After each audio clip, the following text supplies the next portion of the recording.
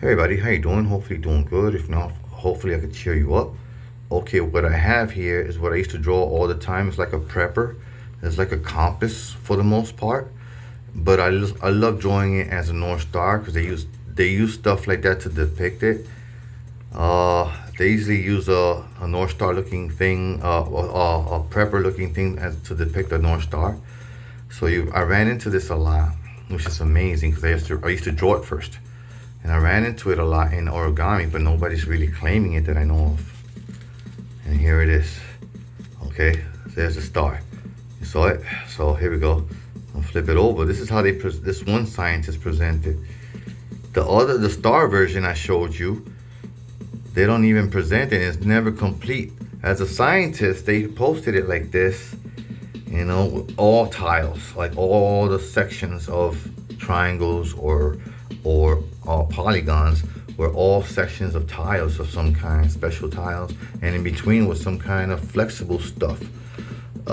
And it was amazing looking. It was complete like this, exactly like this. But this is the paper version. It was exactly like this, but a paper. This is the paper version, exactly. And that's how I was able to finish it, because all I had to finish was, see if I could point at it. All I had to finish was the corners. Make this little V looking, see, it looks like a V if I turn it around. See, that looks like a V. Okay, at the top. So let's line this up. It'll look cool. It'll look real cool. So to give you a preview of what it's gonna look like, this is the backwards version. Now I'm gonna pop in the other way the way you saw it for a moment. Let's pop it. Turn it upside down. I love this piece. It's finally done, but nobody wants to post what it really looks like to me. And to me, it really looks like, it could be a prepper. But to me, it looks like a North Star. Come on now. You can't say no to this. Nobody can. And it looks like a prepper and all that, and compass and all that. It just fits. If the shoe fits, man. There it is. There it is. Okay. And it's amazing that I used to draw these. It just blows me away. I get closer to get a little more color pick up there. It's not picking up the color that much. See if I can brighten it a little bit to blow you away a little bit. Or the opposite. Oh, that looks gorgeous, darker like that. How about brighter, guys? How about brighter? Nah, brighter sucks. Yeah, that looks nice like that. It could even go up a little higher. Like right there is nice. Looks kind of freaky right there, right? Looks cool. Anyway, so let me show you some other stuff. Put that to the side. Light stuff. Nice to move. Like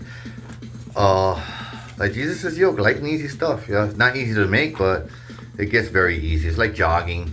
Just get started with something, and the more you learn, the better you get. Here's what I call a formula for jets, basic.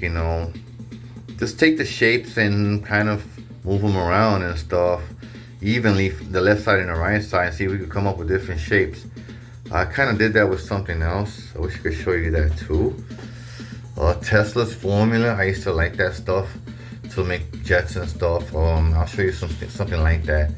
Maybe we'll get to Tesla stuff. I don't know.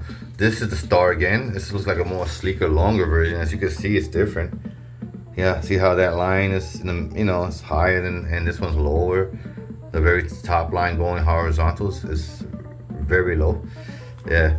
So here's some variations of how I take Tesla's Vortex formula, I think it was, or what the 369 formula, whatever that is, and I just warp it around and I turn it into different ships. This is like almost like a basketball court, almost like underwear too. I admit. That's funny though. That's hilarious. This looks more like this is a ship, believe it or not. You don't have to believe me, and who knows if you can make it fly. I don't know because it's on flat paper. I never did anything from flat paper before. You gotta use your imagination. But this could be turned beautifully to some kind of starship, champagne glass or something like that. That'll look beautiful. Anyway, champagne, or would it be, yeah, like a champagne or some kind of glass, some kind of liquor glass. This one, you're gonna have to come back to this one. See if you can see a tiger in it. There's definitely a tiger in there somewhere. If you can find it, you gotta let your eyes play around.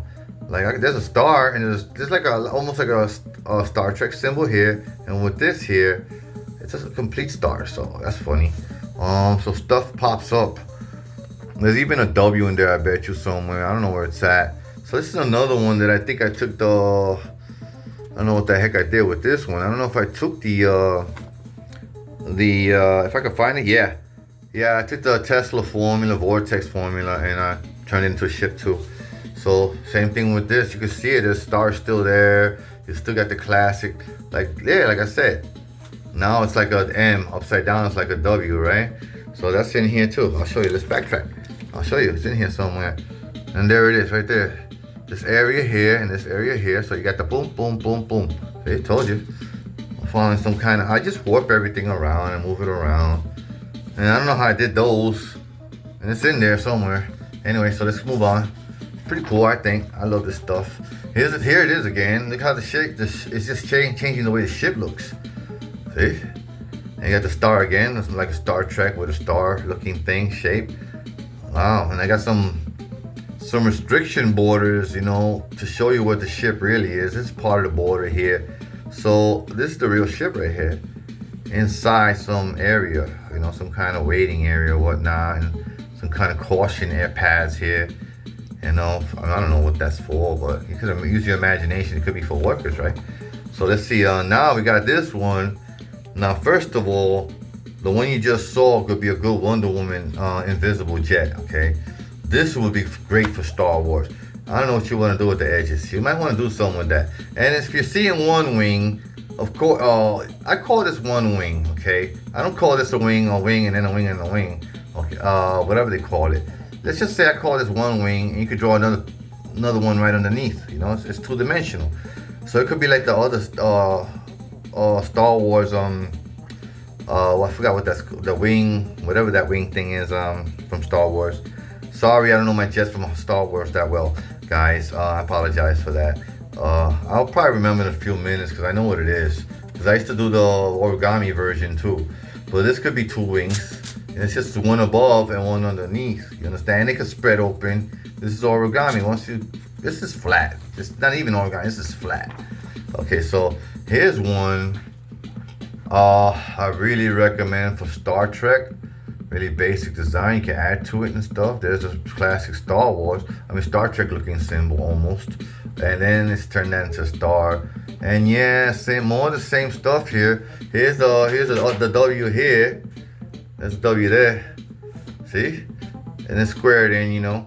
It's squared in. See that? It's amazing how I use this formula to do these things. And that's it. Okay, and I dropped something to show you that I want to do something else. I want to do a bird. So you got to get a square to get a bird, right? So here's a piece of paper. Imagine that it was flat. And the lighting helps to show you the shapes, okay? That's another reason why it's neon, okay, and blue and pink, because it kind of shows it off real nice, you know. So there's two triangles to work with there, and if I need a little more paper to do battens for this bird to make it fly easier, maybe this little extra piece will do. If I get it done the first time, I'm gonna want two of these. So I want twins this time, you know, birds, and that'll be cool. That'll be real cool. So there you go. I forgot to show you how easy it is to make a square. Even if you cut the edge from the books, even if you cut that off on a line on graph paper, or the red line from, you know, school paper, what you're gonna do is fold it like this. Okay, you see that? Then you see this line here? This line, you're gonna follow it on the back. And that's it, you flip it over. Now you got a square. Now you got, pardon me. Now you really got a square, for real. Because once you open this up again, once you cut that piece off, once you cut this rectangle off, see it's a rectangle? Let me show you the other way. You see it's a rectangle? You're left with a square, two triangles. So I'm gonna turn those two triangles into two birds, and I have some extra paper in case I wanna help it fly a little better. And I guess I got some straws, bar straws from kitchen that I kind of snatched a little bit of in program. I worked with that and tape because it's gonna be very light. I just want a really small light flyer to start with to get my back into the groove. And one final note, I'm gonna be doing a lot more work on origami. I'm gonna work my way backwards through all my projects and recreate a few or all of them to get my spark back, because I haven't been artistic at all. So also tracing, new stuff on lined folded paper.